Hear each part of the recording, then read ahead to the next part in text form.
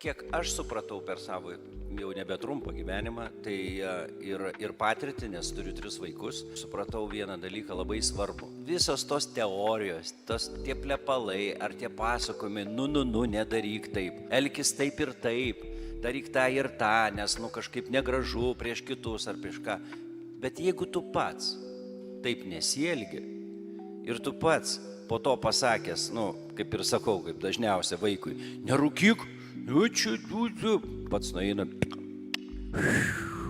traukia, žinai, tas cigaretės ir ta prasme tas vaikas tą mato, tai jis mato mūsų šitą dviprasmybę iš mūsų, jisai girdi, ką mes kalbam, bet mato, ką mes darom. Mes daug ko net nepamatom, mes sąmoningai tai visą laiką negyvenam.